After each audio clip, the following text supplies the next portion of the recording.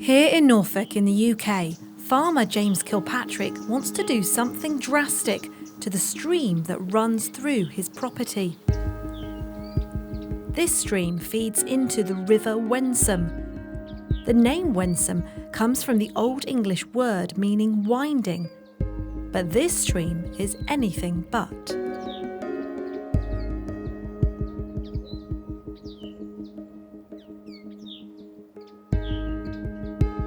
This is a small farm that we've been living in for about 25 years, and we've got a mixture of arable fields on one side and then some grazing land on the other side. This is a really unique, beautiful area, isn't it? Can you tell me a little bit about the stream here? Well, the stream here originally used to run through the fields that are behind us, but about 150 years ago a man-made ditch was created, and that takes the water off the fields much more quickly down to the Wensum, which is the big river at the bottom of the valley. Unfortunately, that means we're moving water too quickly, which is not so good for the local biodiversity, and what we're keen to do is to restore the old path of the river, re-meander the stream or re-wiggle it back through the fields to create more biodiversity, more wetland, and effectively end up with a restored riverbed that was there about 150 years ago. This is the man-made ditch that was put in, and very straight, takes the water from fields on both sides, down to the Wensum. As you can see, there's a bit of vegetation here. This is where the more light is getting through, and unfortunately the nitrates that are coming off the farmland locally help the vegetation to grow. When it gets a bit darker, then you can see the stream much more clearly. This stream runs very full all year round because the spring in the village is quite prolific, and even in the driest months, we've always got a constant flow of water through here. The stream here, there's not very much movement. Is there much wildlife there? There will be some wildlife, or a lot of wildlife in there, but no fish or anything like that. We'd like to encourage more of the older wildlife, maybe more vole populations and things like that.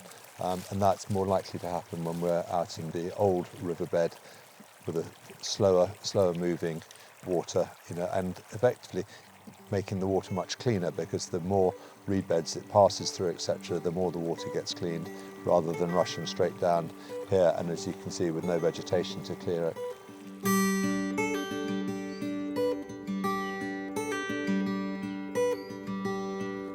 The beauty of the countryside all over the world is synonymous with stunning waterways. Rivers and their floodplains are one of the most important environments.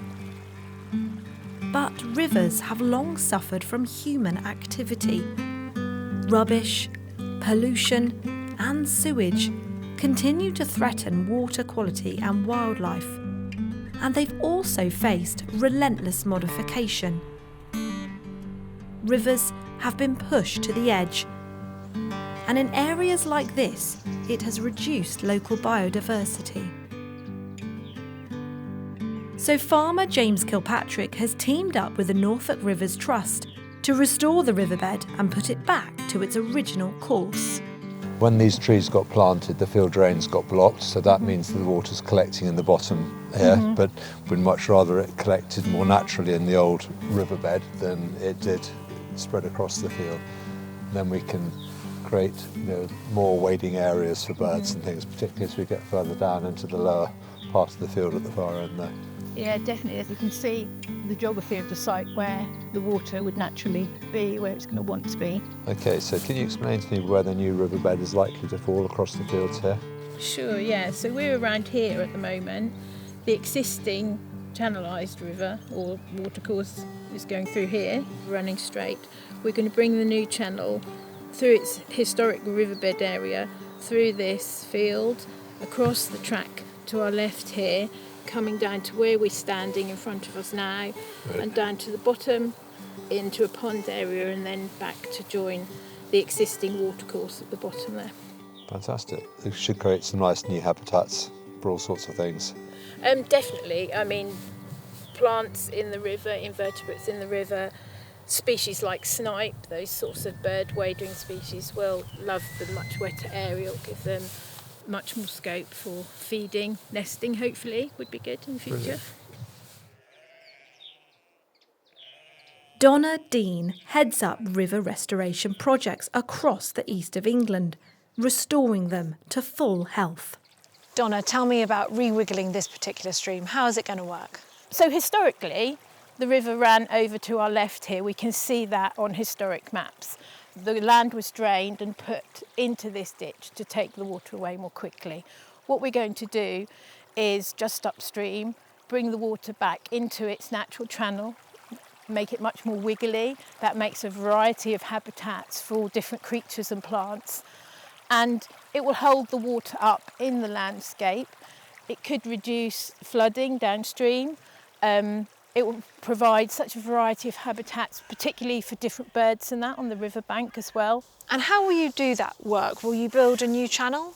Yeah, we will excavate the new channels. It can be some quite big groundworks to start with. It can look a bit messy, but it recovers really, really quickly. You come back 6 months later and it's started to vegetate up. And the river will start to find its own course. It may not necessarily say exactly where we dig it. It will do what it wants to do, and it will have space to do that. And as water levels are high, it will spread into the floodplain, and as they drop, it will remain in the channel, functioning more naturally. We've got this stream here next to us. Well, what are the signs here that it's clearly not in full health? Okay, when we look at it, it's very deeply incised. It's a very small stream that would never have cut down that far naturally. It's very straightened, it's very confined within that channel, so it can't operate naturally. We can see here it's trying to do a little meander, and if that was in a more natural form and not so deep, that would cut wider, little slower areas, pools would form, places where fish could spawn, for instance, or fish fry could grow. But that's not happening. Trees would fall in, push the water, but because it's so incised and it's such a small body of water, it can't fight that deep excavation that's happened. And we've also lost the natural riverbed within that, which would have gravels that are perfect for the natural or the native plants and fish that would be in there. And what impact will that have on the water quality and surrounding wildlife? Essentially, most of them are not there.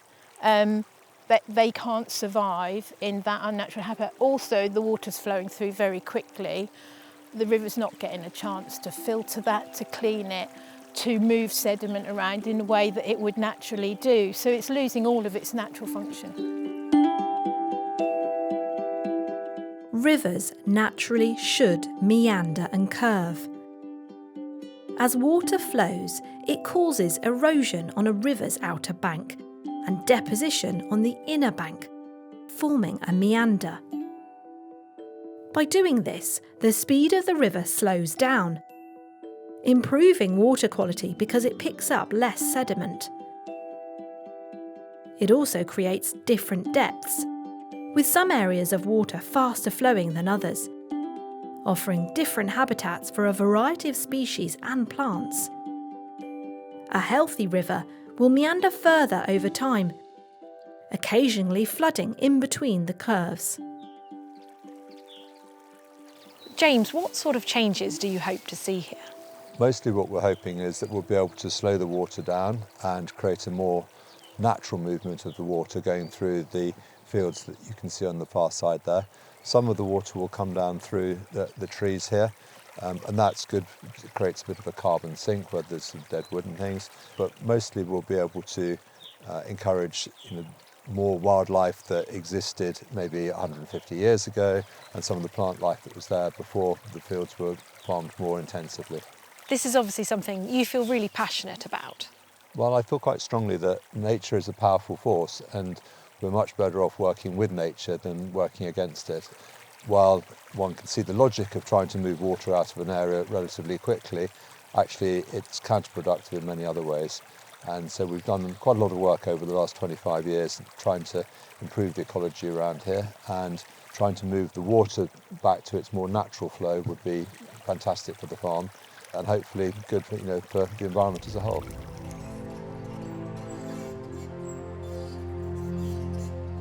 For centuries, rivers have been straightened, leading to a decline in biodiversity. But in 2024, the Norfolk Rivers Trust in the UK, together with hundreds of volunteers, reunited a 2-kilometre section of the River Stiffkey with its floodplain. diggers reconstructed the curves that the river once had. And this is what a re-wiggled river looks like. This chalky 29-kilometre stretch of water from source to sea was one of many British rivers to have been straightened and disconnected from their floodplains to reclaim land for housing or farming. Pollution also threatened the health of the River Stiffkey, with water quality compromised by effluents and sediment runoff. So Jonah, tell me about where we are. So we're in the Stiffkey Valley. This is the River Stiffkey. The North Sea is about 2 miles that way, and the river just flows down from the rest of the valley up that way. This is part of the re-wiggled work that you've done. Yep, so this is a project that we finished about a year ago, and yeah, we've tried to put the river back into bits of its old channel that we could find, re-meander it. We've had to dig bits of new channel as well, and lift it up so it can spill onto its floodplain again. And it's looking absolutely stunning. It's very full, isn't it, the river? Yeah, that's exactly what we want. Previously, it was in a really overly deep and overly straightened channel, and it just couldn't get anywhere near its floodplain. So we've deliberately lifted it up, and this is what a river should be naturally. There shouldn't be a big step off from dry land straight down into a river. There should be all these merging areas where you've got wet ground and all these little pools and puddles and bits like that. Yeah, I can see various pools, Yeah, and yeah. It's almost like a sort of a marshland area. And that we're trying to create marshland. That's exactly what this was and is again now. Yeah. Tell me about what it used to look like. We think probably about 400 years ago the river was straightened and it was pushed to one side of the floodplain, and that allowed all this to become grazing land. So we had a straight river that you couldn't really see in basically a big canal down the side of the valley.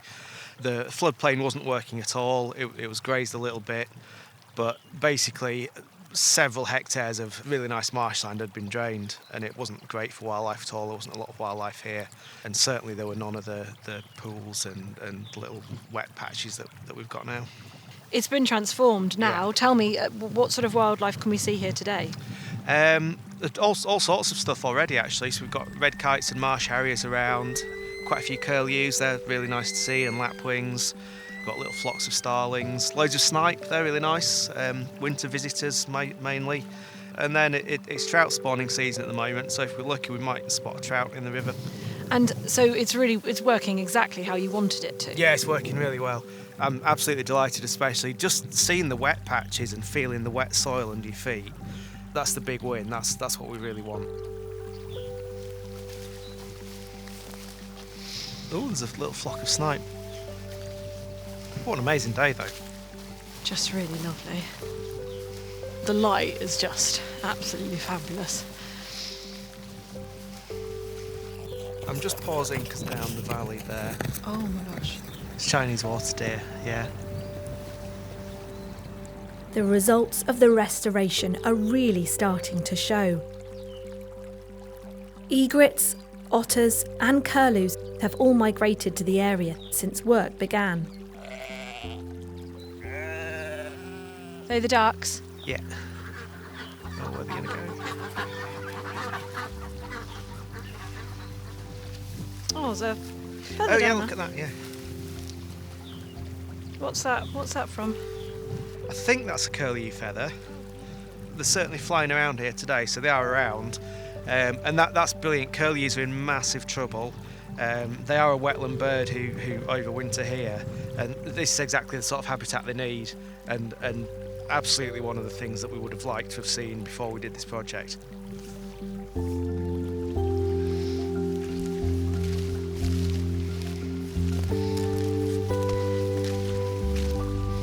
What are the signs here then that the water is really good quality? So you can see the plant life starting to come back really quickly already, and that's great. So there's things like starwort and water forget-me-not. So that's a good sign, and that creates brilliant habitat and a great food source. Also, there's more patches of clean gravels where it looks like the trout have been spawning and disturbing the gravel. That's where they lay their eggs, and they're doing that at exactly this time of year. The clarity of the water is looking really good. So yeah, hopefully we're looking at a healthy river.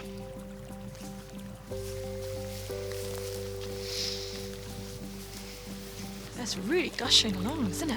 Yeah, that's all star work, Gabby, the nice kind of bright Oh, yeah. green stuff with little stars. It's beautiful. Mm. So what have we got here then? Watercress mostly, Wow. yeah. Same stuff you get in the supermarket. Loads of stuff lives in it and feeds off it, yeah. There's some really fast running water here. Can you tell me about it? Yeah, so again, you can't see it anymore, but that's created by a big chunk of wood that we put in when we did it, which is now covered by all that vegetation. And it's really important, actually, and that's one of the reasons why remeandering is good.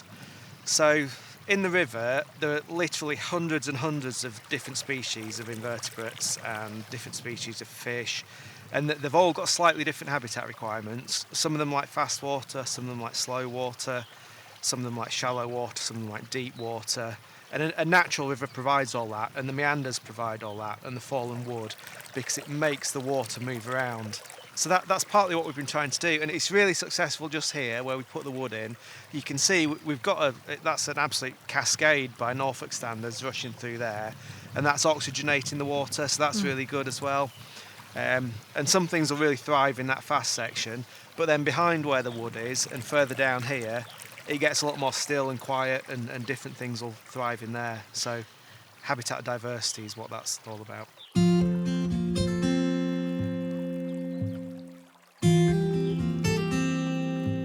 In Norfolk, the Rivers Charity made some exciting discoveries here during the work to re-wiggle the River Stiff Key. The site is also fascinating because it sits in the valley of an Iron Age hill fort called Warham Camp, dating back thousands of years. This is a beautiful spot, but it's also a historical one. Yeah, people have been living here for literally thousands of years. There's the Iron Age fort over there, and it was quite interesting when we were digging the new channel. We found some bits and pieces.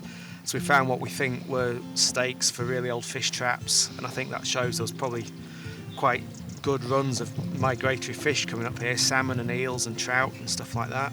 We found an old ford as well that showed the design was right, actually, because it crossed the river where we were putting the new channel. The river obviously was there back in the Iron Age, so I think that showed we got something right. Jonah, this is a huge piece of wood that's here. Is this here on purpose?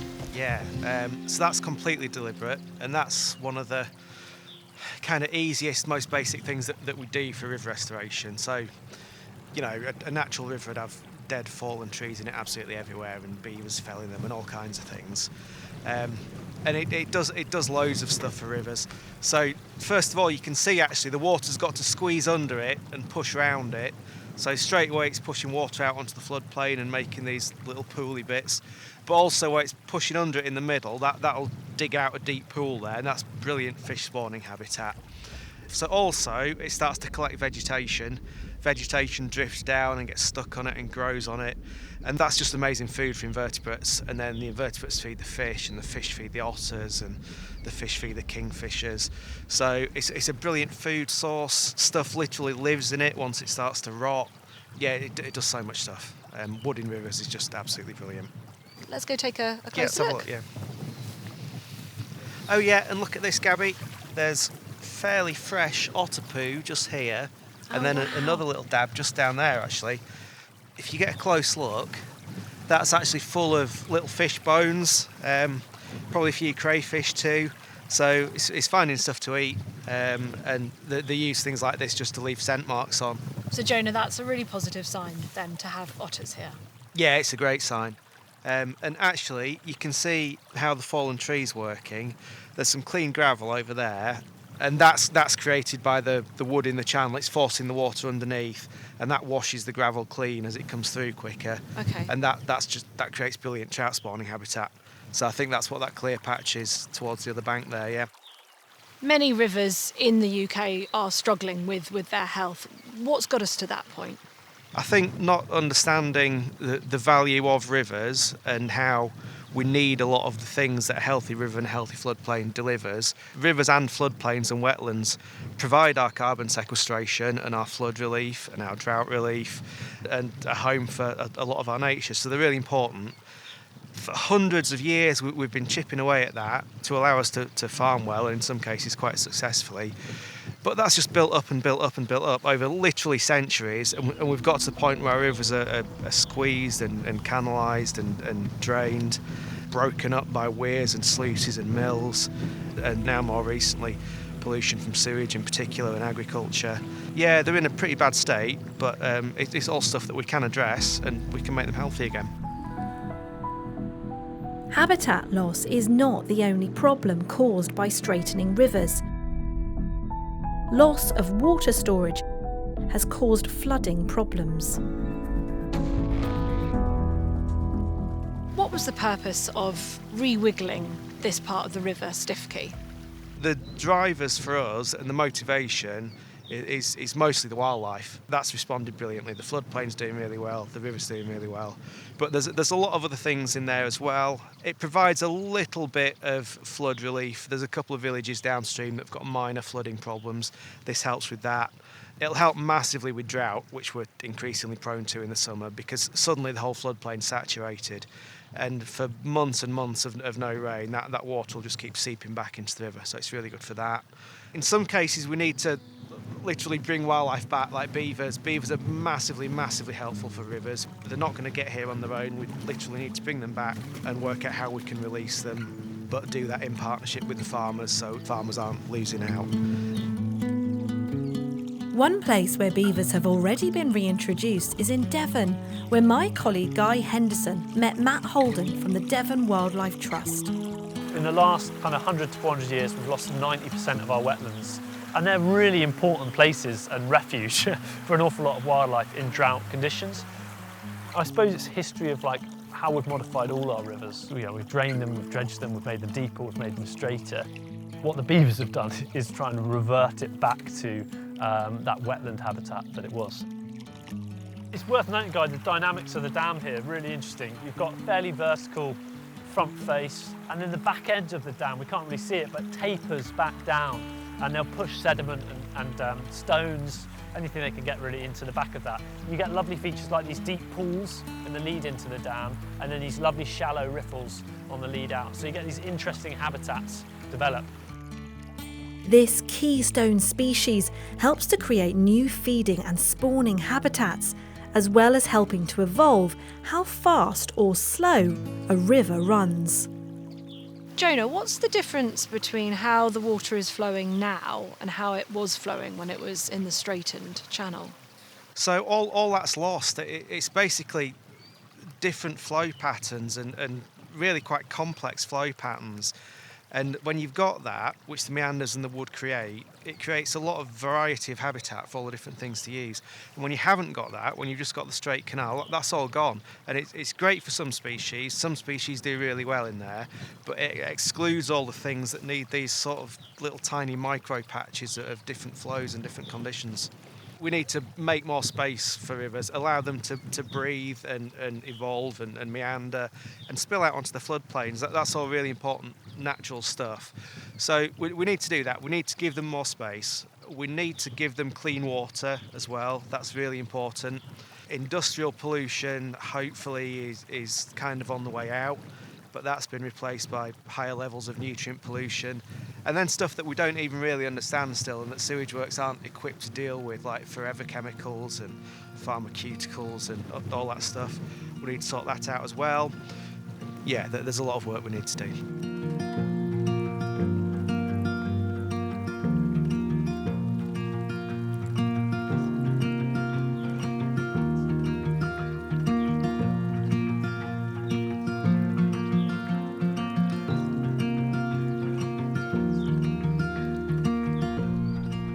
Over centuries of change,